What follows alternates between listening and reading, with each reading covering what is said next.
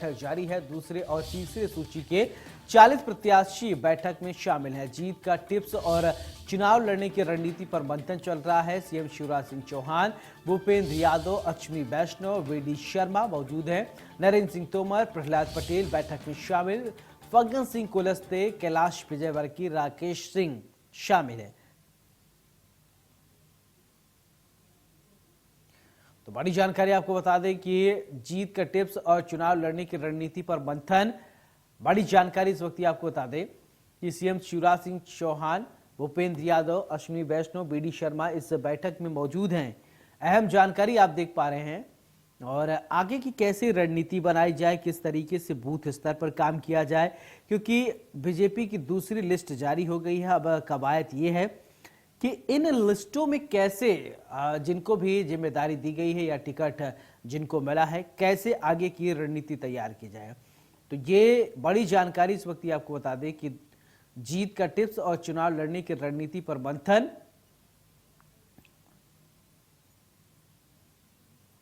बड़ी जानकारी इस वक्त देख पा रहे हैं आप अपने टीवी स्क्रीन पर। सीएम हाउस पर बीजेपी की मीटिंग चल रही है और मीटिंग में तमाम दिग्गज मौजूद हैं। ये बड़ी जानकारी इस वक्त ये हम आपको बता रहे हैं।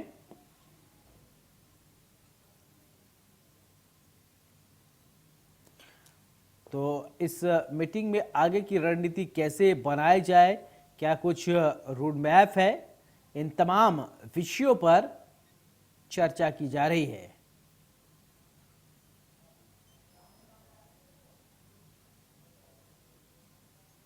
बड़ी और अहम जानकारी हम आप तक पहुंचा रहे हैं। जीत का टिप्स और चुनाव लड़ने की रणनीति पर चर्चा की जाएगी और तमाम पहलुओं पर चर्चा होनी है।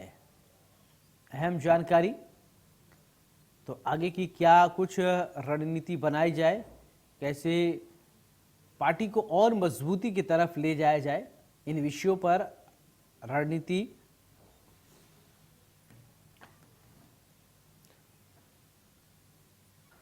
इसी खबर पर ज्यादा जानकारी के साथ मेरे सहयोगी चेतन सेठ जुड़ रहे हैं। चेतन, बैठक का आयोजन किया जा रहा है, लिस्ट दूसरी जारी होने के बाद इस बैठक को किस तरीके से देखा जाए?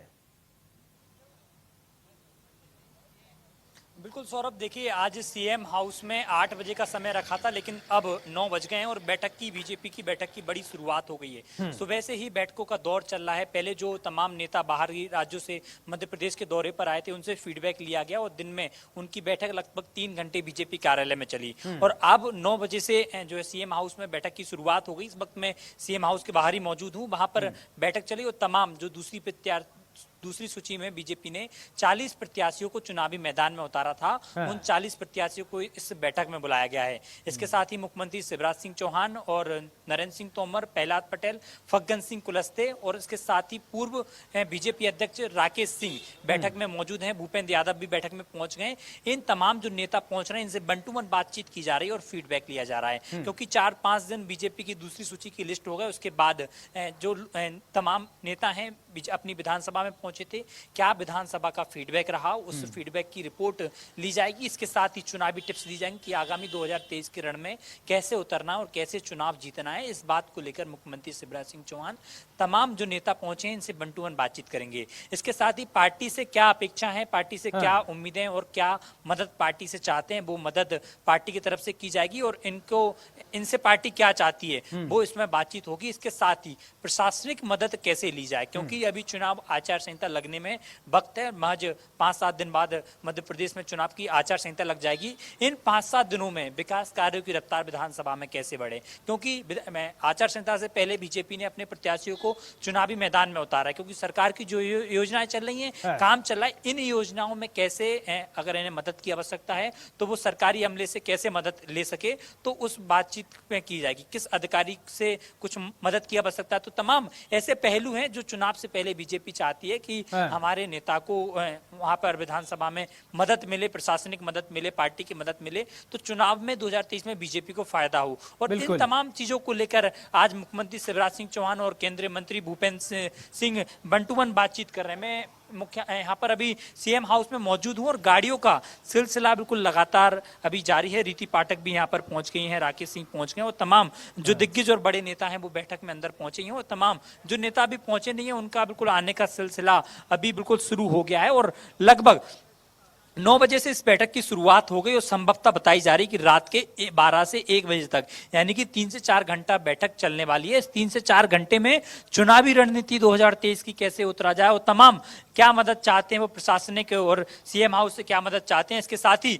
बीजेपी की उनसे क्या अपेक्षाएं और उनकी बीजेपी से क्या अपेक्षाएं, इन तमाम मुद्दों को लेकर बातचीत होगी। चेतन, आप लगातार ग्राउंड जीरो पे रहते हैं, आप लोगों के बीच में जाते हैं, रुझान क्या समझ में आ रहा है कि आगे की अगर बात किया जाए, ठीक है सभी पार्टियां अपने स्तर पर जोर आजमाइश करती हैं, क्या लग रहा है हवा किस तरफ बह रही है?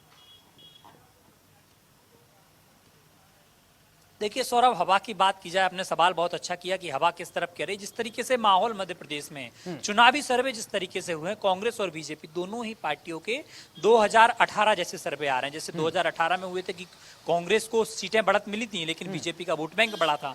तो यही कारण है कि अब जिस तरीके से मध्य प्रदेश में चुनावी सर्वे हुए और कई कंपनियों ने जो सर्वे किए उनमें टक्कर कांटे की बताई जा रही है और यही कारण है कि केंद्र बीजेपी का नेता चाहे कांग्रेस, दोनों ही राजनीतिक पार्टियों का केंद्र नेताओं ने मध्य प्रदेश में अपना डेरा जमा लिया है तमाम, क्योंकि बीजेपी में तमाम दिग्गज पहुंचे। अमित शाह भी मध्य प्रदेश पहुंचे और कई दौरे किए और प्रधानमंत्री नरेंद्र मोदी मध्य प्रदेश का लगातार दौरा कर रहे हैं। अभी 25 तारीख को पीएम भोपाल पहुंचे थे जब कार्यकर्ता महाकुंभ का सम्मेलन किया था। अब 5 तारीख को फिर जबलपुर आ रहे हैं तो एक बड़ी सौगातें प्रधानमंत्री देने जा रहे हैं और साथ ही 2 तारीख को ग्वालियर भी पीएम आए थे। तो लगातार मध्य प्रदेश के जो नेता हैं, केंद्र के नेता मध्य प्रदेश में डेरा जमाए हुए हैं। भूपेंद्र यादव और अश्विनी वैष्णव। हम अपडेट आपसे लेते रहेंगे। वैसे चेतन, बहुत बहुत शुक्रिया आपका तमाम जानकारी देने के